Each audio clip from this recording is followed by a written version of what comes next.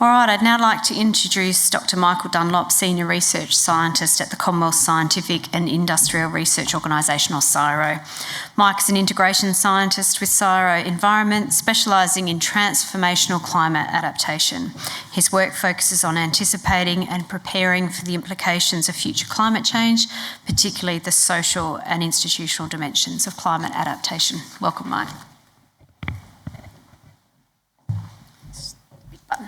Okay, thanks Nicole, and thank you all for tolerating someone from Canberra coming in to your beautiful part of the woods.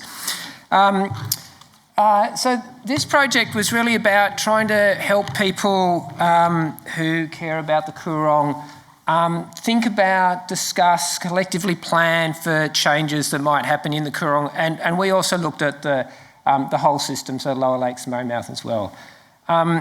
And what we mean by that, there was a whole lot of sort of analyses we did, technical sort of stuff,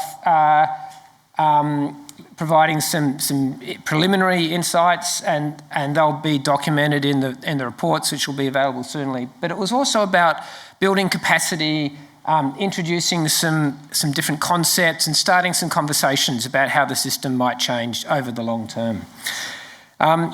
And the project was a little bit different to some other climate adaptation work that you may have seen. So in two ways in particular. Firstly, it was really looking at transformational impacts. And what we mean by that is, if you cast your eyes onto the graph, what you can see is that the sorts of impacts that might be experienced now or imaginable in sort of a regular planning cycle are quite different to the types of impacts that can be experienced towards the end of the century. And in particular, there's this possibility of quite significant impacts. And around the world, people are beginning to understand that managing, preparing for those higher level impacts is quite different from managing from the impacts that you're experiencing now or might in a current decade. And so it is necessary to actually cast your mind forward and think about those longer term things and the types of decisions that you might need to make in the long term, and ask if you're setting yourself up to make those decisions. And so that takes us to the second feature of this work, which was really focusing on the types of decisions that people might need to make in the future, and asking if we have the enabling conditions for those decisions. Do we have the values, the rules, the knowledge that might be needed to help make those decisions in the future? So the first thing we did was really sort of look about the context of the system, and the key feature there is that it's been changing forever, for a very long time, for hundreds of thousands of years, since the formation, the creation of the system, then the first settlement of the system tens of thousands of years ago, followed by European settlement, colonisation hundreds of years ago, and then cycles over, after that, of water extraction across the whole basin, regulation, the barrages, more regulation, more abstraction, and then on a sort of a 10-year cycle or thereabouts, you've got droughts and floods, and then you've got water policy changing, and of course, within a year, you've got seasonal changes. So constantly changing system. And one key point about them is that we tend to think of them, largely as the physical manifestation of those changes, but there's also ecological changes occurring with all of these things, and social and cultural institutional changes tied up with all of them. And as a result of that, the way decisions are made that affected the CLIM are complicated. There's this whole network of different institutions at multiple layers that all interact together to make decisions that affect the place. And finally, it's a highly variable system, obviously, we know that, but there are these sort of long-term trends, and what we're trying to do is look at the long-term trends in this work. Okay. So what do we mean by sort of transformational change and making decisions in the face of transformation? So you can imagine, if you like, this is the current approach for managing the system, and it might become less effective over time as it changes. And so in the future, we might have to manage the system in a different way. We don't know what that different approach might be, so that's why we've got a number of different the wedges there to indicate different possible ways of doing it. And you can think of the job of adaptation as being, rather than trying to extend the current approach, it's shifting from a current approach to a future approach. And as people have tried to do this and think about this around the world, we've realised that there are many barriers to doing this. It's not a straightforward thing to do. And so the near-term task becomes one of doing things within the current approach that can help reduce those barriers to make it easier to adapt later on. And some of the things we might do might be at the edge of the current approach. So we can't quite do them now, but if we try hard, we'll be able to do them, and they can have some leverage in the future. And the key thing about this is doing all of this involves people. It involves all sorts of different types of people imagining the future, thinking about the changes that might need to be made, and thinking about how to plan differently now to enable that change. And that was a key feature of the work we did, was engaging with a whole lot of people, people within DEW, water policy, water management, science, and also the other researchers in the Trials and Investigations project. We didn't engage with everybody who cares about the CLIM. That's future work to be done at the moment, so it was a restricted sort of consultation we did. And the project sort of maps onto this diagram. So the first bit of work we did was developing some scenarios. There's going to be a report on that, which will be publicly available very soon, this week, hopefully. Then we looked at a vulnerability analysis, and there we didn't ask ourselves, didn't ask what are the most sensitive parts of the system. We asked what values might persist as the system changes. And those values might then make the focus of future objectives. And then the third key part of it was looking at those key adaptation decisions, and then the near-term actions that might be taken to help create pathways towards successful outcomes in the future. And as I noted, we should regard these as preliminary analysis due to the limited consultation during the work.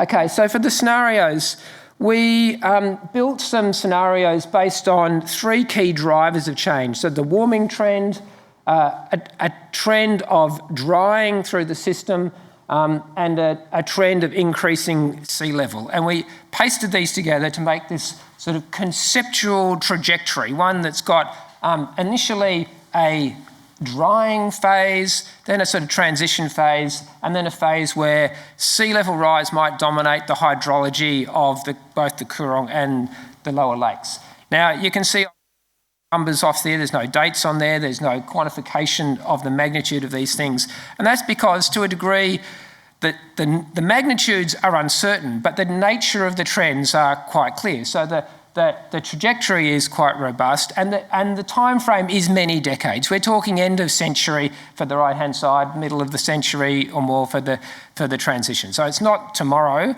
but it is out there in the future.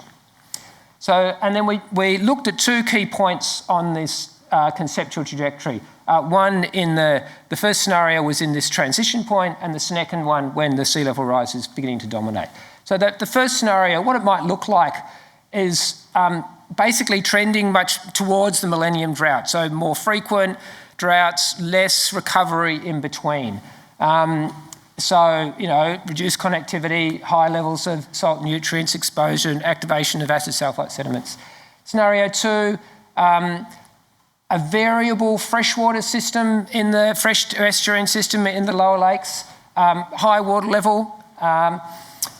Some freshwater components may survive in some refuges, but periodic expansion during wet periods like we just had.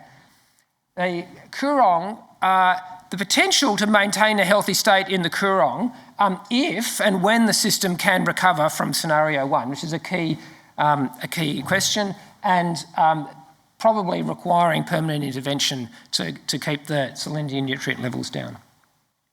So these are just two scenarios used to help do this exercise of imagining what decisions might be faced.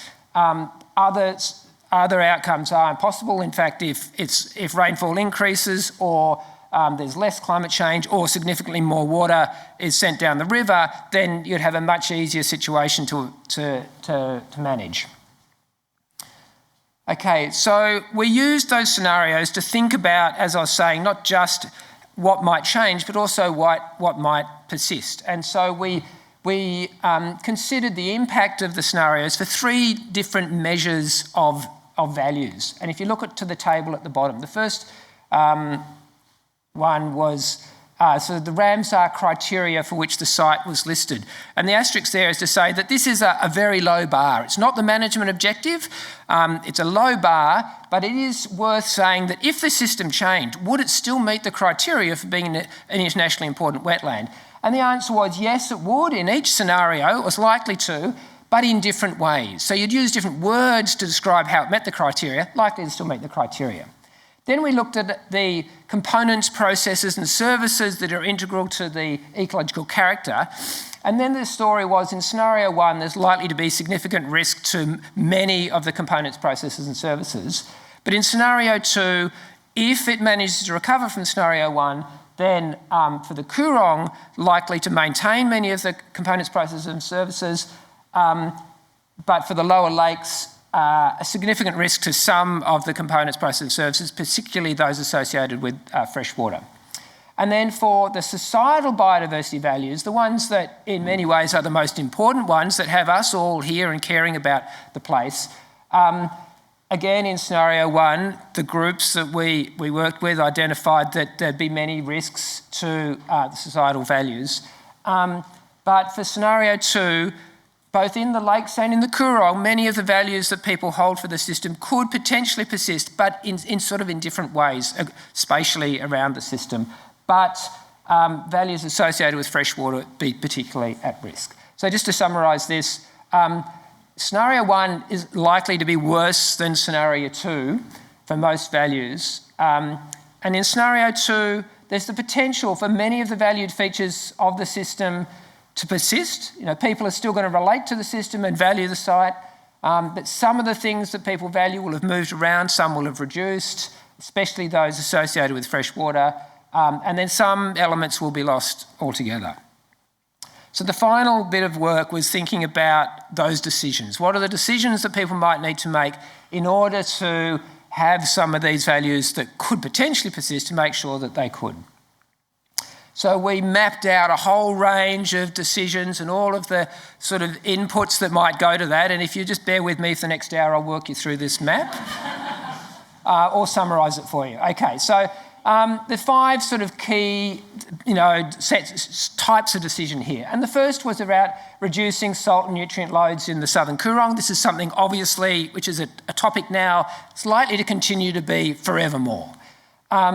And at the top, we've got accommodating climate change in national policy, a major interest of Maritime Basin Authority and others at the moment. It's going to go for a while. Hopefully that doesn't go forever because hopefully people get it sorted out. And then in between, 3 sort of more local issues. So one is about how to facilitate seawater exchange through the Murray Mouth and along the Coorong to get that flushing, particularly when sea level comes up and there's that opportunity.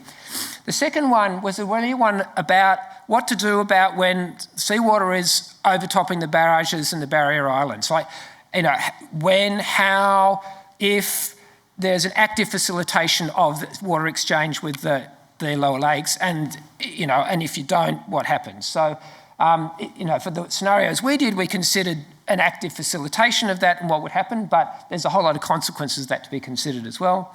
And then the last one was really about giving as much opportunity as possible for there to be sort of a recovery once the seawater comes in and you get that variable estuarine system. So making sure that the lower lakes maintain some resilience during that dry scenario 1 phase.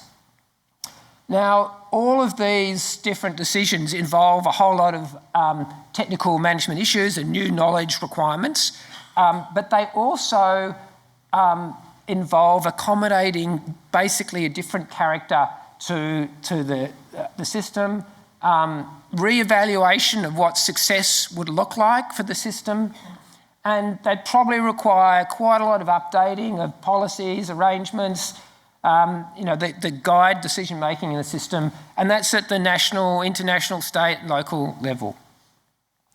So to summarise, the CLIM potentially faces significant ecological change, but through that, many of the values that people hold for the system could persist. But for them to persist, it would require managing the system in a different hydrological and ecological state. 5 key messages about the challenges associated with doing that. And the first is that there'd need to be an explicit recognition that the system and the basin as a whole is a continually changing system. And that's people and also in policies, processes, And I just want to pause on, introduce a concept that's really useful for doing this. And this is the idea of stationarity and non-stationarity. Some of you may have come across this before. Thanks, Nicole. The little graph in green there is a stationary one. It's variable, but the average is staying the same, right? Whereas the other ones are showing either a changing average or the variation is changing. We describe them as being non-stationary. And what we found is that and here's like last 100 years of temperature in Australia, and let you decide whether that's stationary or non-stationary. So what we have found is that stationarity is ubiquitous in many features of the decision-making system, the whole system that makes decisions about the CLIM. And that's in the values and aspirations people hold for it, it's in the policies and process, and it's even in the knowledge. Even the whole lot of the knowledge that's been generated this time around is still rarely about the system as it was or an average condition for the system.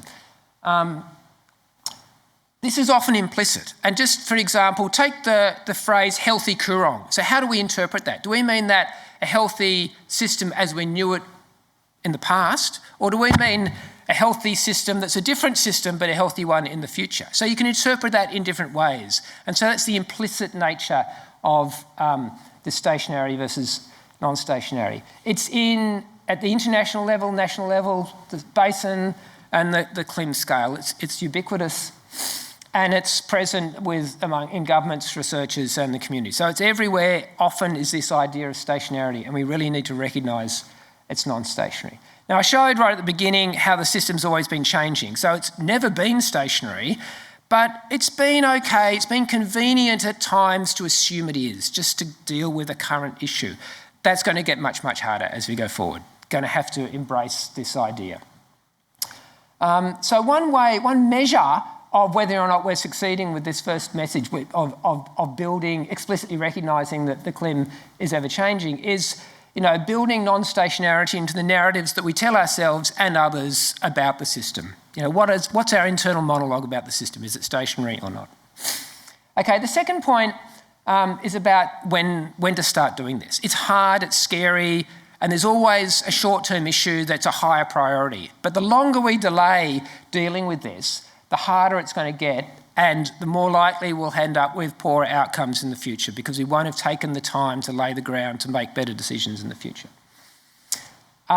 We don't have to make a big jump now. We can make incremental changes. In fact, that's the best way to do it is make a whole lot of small changes, but we don't want to make them just reactively trying to push back on every bit of change that happens. The changes to our actions need to be what we describe as being intentional and anticipatory. That means that they're looking forward and making sure that we're deliberately taking small steps in a particular direction rather than just reacting to what's coming at us immediately. There's going to be a whole lot of ambiguity. It's going to be hard, it's difficult, confusing. I talked about what does a healthy Coorong mean? That's an example of that ambiguity. A whole lot of things that we thought we knew and agreed on, we're going to discover that we don't. And so it's imperative to recognise that and not shy away from it. Often we shy away from ambiguity. We're really going to have to kind of lean into it in order to navigate climate change, prepare for it. And the last point is that people need support. The people that connect with the CLIM need support to help them engage openly and deliberate about the future. And that's communities that live and work here, but it's also researchers, government people, and it's not just in South Australia, it's the Murray-Darling Basin Authority, it's the eastern states.